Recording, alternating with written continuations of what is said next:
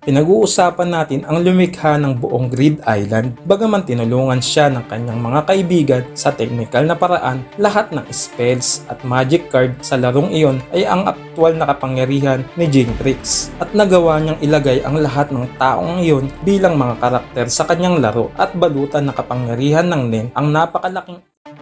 Si Jinx ay ang ama ni Gon at isang dating Zodiac na may codename na Bor. Isa rin siyang double star Ruins Hunter at pinaniniwalaan na maaari siyang mag-apply para sa triple star license gamit ang kanyang mga kakayahan. Siya ang pangunahing lumikha ng larong nakabase sa Nen na Grid Island. Kasama ng iba pa niyang nagawa tulad ng paghuli kay Razor, si Jing ay napakahusay sa Nen. Sa katunayan, minsang sinabi ni Isaac Netero kay Bisque na si Jing ay isa lamang sa 5 pinakamahusay na gumagamit ng Nen sa mundo. Bukod sa pagiging Nen Genius, nagtataglay din siya ng sobrang bilis at katalinuhan. Sa katunayan, ang kanyang kapangyarihan ay maaaring pumangalawa sa kanyang katalinuhan. Isa siya sa pinakamatalinong karakter ng serye. Isang patunay na testamento sa kakayahan ni Jing ay ang kanyang offensive Nen. Maaari rin niyang gayahin sa pangkalahatan ang mga kakayahan ng ibang tao hanggat tinatamaan siya nito. Para sa iilan ay isa na itong napakapambihirang kakayahan sa Nen.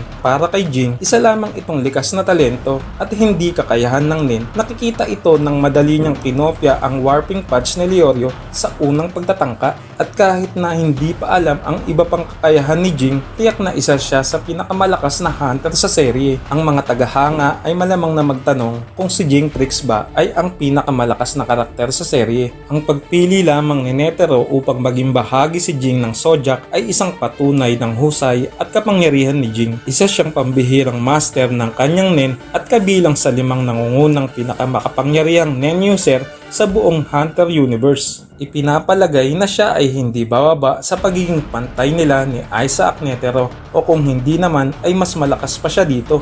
Gayunpaman, hindi lang si Jinx ang pinakamalakas na hunter sa serye. Mayroon pa ring mga hunter tulad ni Beyond Netero, Botobay Gigante at iba pa na maaaring patunayan na kapantay niya. Ang status niya bilang isa sa top 5 Nen users ay nangangahulugang mayroong 4 pang hunter na mas malalakas at maaaring kapantay niya. Gayunpaman, si Jinx ay nasa kanyang prime na estado pa din at patuloy pa din nalalakas. May pagkakataon na umundad pa siya ng husto at sa hinaharap ay siya naman ang bansagang pinakamalakas na hunter sa mundo.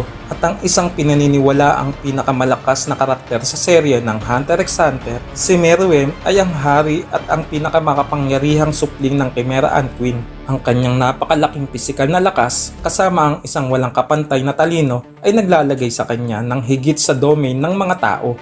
Siya ay ipinanganak na may kakayahang gamitin ang Nen at may superhuman at napakalaking dami ng aura. Matapos konsumahin sina Xiaopu at 22UP na dagdagan at naging ganoon ang kanyang aura, kaya naniniwala si Knuckle na kinakailangan nila ang kapangyarihan ng militar ng buong bansa para talunin siya.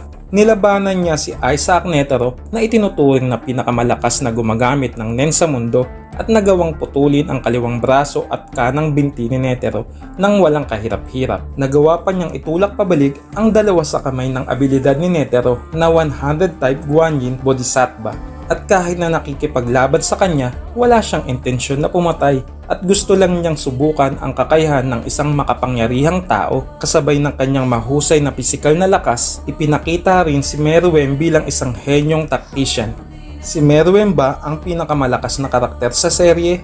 Mula sa oras ng kanyang kapanganakan, sinasagisag ni Meruem ang ganap na tugatog ng ebolusyon. Nakipaglaban siya kay Netero, isa sa pinakamalakas na hunter at gumagamit ng Nen, at madali niya lang itong natalo.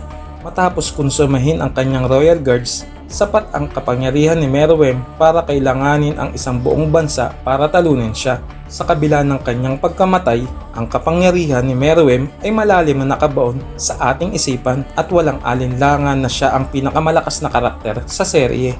Ang mga Chimera Ant ay original na galing sa Dark Continent, kung saan mas madami pang mas malakas na nilalang, at base sa mga pagraranggo sa antas ng panganib na mayroon ang Chimera Ant, ang mga ito ay mas mababa kaysa sa antas ng panganib na mayroon ang mga 5 threats ng Dark Continent. Ang mga tao ay original din na nanggaling sa Dark Continent at walang katapusan ang pag-unlad ng kanilang ebolusyon, kaya't pinaniniwalaan na mas mapanganib pa din ang mga tao kaysa sa ibang nilalang. At sa tanong na mas malakas ba si Meruem kaysa Kaysa kay Jinx, sa lahat ng naniniwala na si Jing ay hindi man lang magkakaroon ng pagkakataon makalaban kay Meruem, pag-isipan nyo itong mabuti mga ka-hunter. Pinag-uusapan natin ang lumikha ng buong Grid Island, bagaman tinulungan siya ng kanyang mga kaibigan sa technical na paraan. Lahat ng spells at magic card sa larong iyon ay ang aktwal na kapangyarihan ni Jinx at nagawa niyang ilagay ang lahat ng taong iyon bilang mga karakter sa kanyang laro at balutan ng kapangyarihan ng Nen ang napakalaking isla para lamang sa kapakanan ng mga hunters upang sumaya. Ito ay nagpapakita na sa serye ng Hunter x Hunter, si Yoshihiro Togashi ay ginawang overpower ang karakter na si Jinx. At huwag din natin kalimutan noong binanggit ni Neferpitou nang i-unlock ni Gon ang kanyang potensyal bilang adult Gon na siya ay naging kapantay ng Ant King. Kaya't kung ang isang bata ay likas na ipinanganak na may ganoong kalaking potensyal, ay tiyak na namana niya iyon sa kanyang mga magulang.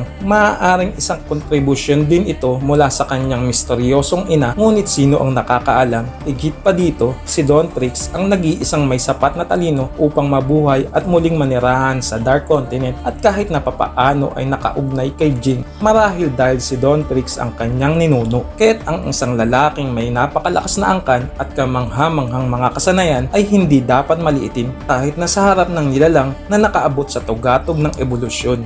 Hanggang dito na lamang muna sa video na ito at laging maging mausisa dahil tayong lahat ay isang hunter.